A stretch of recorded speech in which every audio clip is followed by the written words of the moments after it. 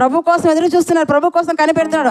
ప్రభు వచ్చాడు, చనిపోయాడు, తిరిగి లేచాడు, తిరిగి రెండోసారి రాబోతున్నాడు సంగతి కూడా వారికి తెలియడం లేదు. ఇంకా 3వ మందిరం కట్టడానికి ఆలోచన చేస్తున్నారు.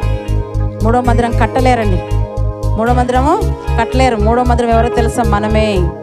3వ మందిరం కట్టాలంటే ఏముండాలి తెలుసా? వంశావళి లిస్ట్ ఉండాలంట. మొదటి మందిరం సొలొమోను కట్టాడు. 2వ మందిరం ఎజ్రా నెహెమ్యా కాలంలో కట్టబడింది. 3వ మందిరం ఎవరో తెలుసా? కొత్త నిబంధనలో నీవే, నీ దేహమే దేవుని ఆలయం అని దేవుడు అన్నాడు. నీవే దేవునికి పరిశుద్ధాత్మ కదా, నీలో నివసిస్తున్నాడు, నీవు దేవునికి ఆలయం అన్నాడు. కానీ ఇంకా వాళ్ళు ఏం చేస్తుంటే 3వ మందిరం కట్టాలి, ఎర్రని పయ్యం తేవాలి.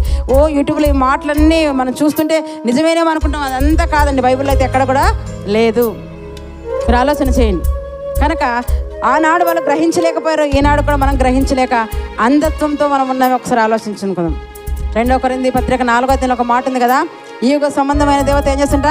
మీ మనోనేత్రాలకు గుడ్డితనం కలగజేస్తాడు.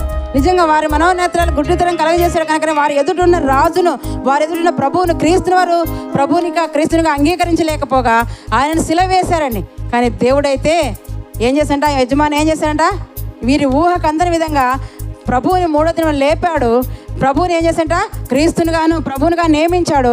ఈ నామమునే రక్షణ తప్ప ఇంకెవరి నామమున రక్షణ లేదు. ఫైనల్ చేసేసాడు దేవుడు. కనుక రక్షణ ఎవరి వలన కలుగుతుంది? ఇప్పుడు ప్రభు అయిన యేసుక్రీస్తు నామంనే మనకు రక్షణ.